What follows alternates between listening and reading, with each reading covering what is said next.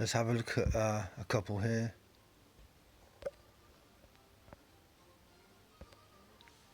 So they want you to wake up reading that.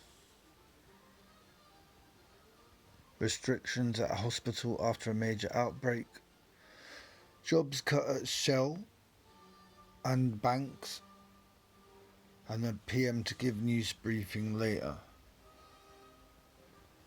An update about it all. So that's how they want you to wake up. Okay? So forget that. You got this happening now. When was the last time you heard the UK tried to get involved, or actually get involved, in a country so insignificant to most of you like Belarus? Be honest. It's just a coincidence that he exposed a plan. It's obvious, it makes sense, that plan, he says, where he got offered a bribe to do everything that they said, which is what's happening in every other country apart from his, basically, and a few others. So, a comment here, I'm not going to read it out, but it's there so you can read it.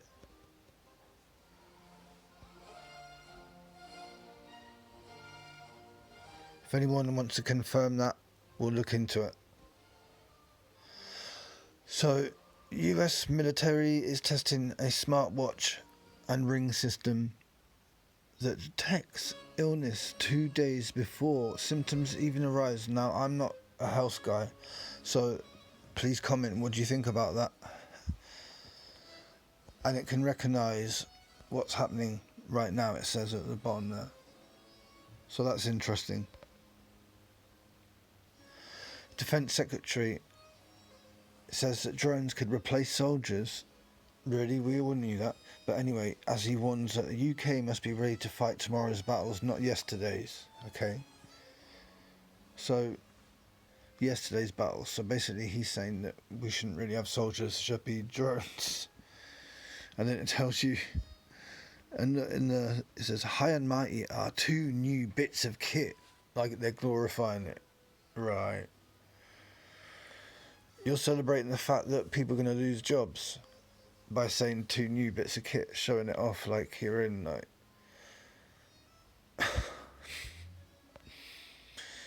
And then it goes from that to this. I found this as well, right?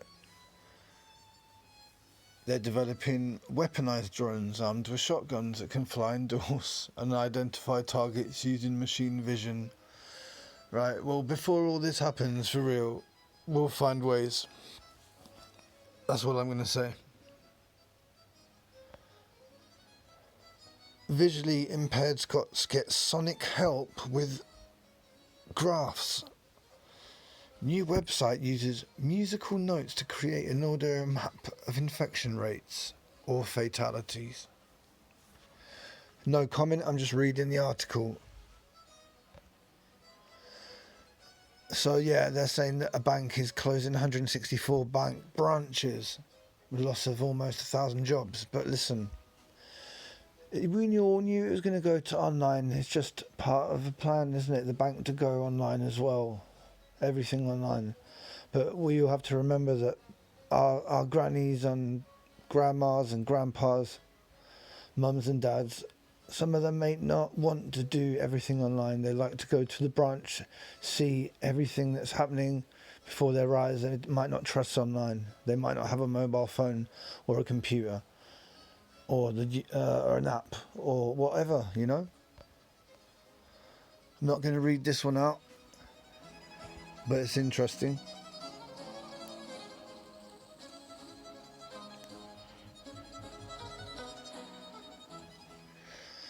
So, this country here bans mass protests as lockdown tightens. The government limits rallies to group of 20, in effect criminalising weekly anti-that guy protests. Okay. I like his sign. When injustice becomes law, resistance becomes duty. I couldn't agree more. Resistance, yeah. Yeah. We need to resist. It's easier to resist when we're together and united and we don't get divided. This is not very nice, is it? and they say it's inevitable crisis. How this thing hit the UK universities. I'm not going to comment on that, but we've spoken about it. I'm going to just say they got a lot of post-it notes to do all that. That's all I'm going to say. Because whenever I need post-it notes, there's hardly any around. So, at least they got that. I don't like this picture. This picture tells you 1,000 words, really, doesn't it? Would you want university students? Would you, when you went there, would you want to see that sign there? People wearing that? I know I wouldn't.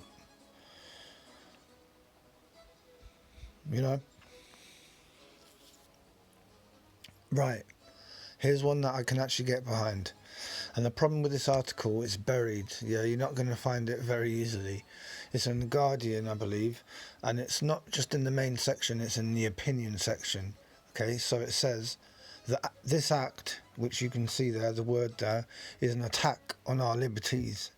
MPs must seize the chance to scrap it. Okay, it says Parliament is being asked to embed emergency powers that have already caused injustice. Right? So they're saying here, the biggest restriction on civil liberties in a generation. So why aren't more people focused on that? The biggest restriction on civil liberties in a generation. And then it goes through how lots of MPs were saying that the powers of it were alarming, extraordinary, blah, blah, blah. Okay? And then it says the opportunity to repeal this act is on Wednesday, when MPs will vote on its renewal. And it says here, and this is brilliant that they're quoting this bit, okay? This is the most important bit. If you take anything from this video, take this bit here. That someone in the media is actually telling people this, that it's wrong. But, like I said, it's buried, this article. It's not very widely, you're not going to see it straight away. One of the Act's most outrageous powers is to give the police the right to detain any one of us that they deem potentially that word, okay? So not even that you have it, that you could potentially have it. It's like detaining someone because they might potentially harm someone.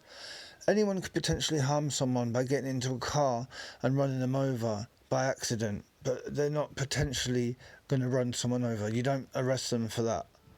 Do you see this? Oh dear. But anyway, so there are people actually talking about the act, and this is what we need to do, is very soon. This article was from yesterday, I found today. Okay, so let's see what happens, okay? But anyway, let's just be positive. I do believe that people are waking up day by day, and I do believe that these protests are working because people are seeing that there's people there not wearing the mask, they're not socially distancing, they're actually loving one another, cuddling one another. It's some of the most powerful scenes I've seen in a while, man, and that's scary. But yeah, thanks to all the new subs. It's been brilliant, the community we've got here. I can't even keep up with the comments that people put in, and the amount of information that I'm getting from some of you is insane. Like inside little things, like off the top of my head, someone was saying that they think there's ex-army in the crowds helping the protesters and making sure that they're protected and stuff like that. That's brilliant if that's the case.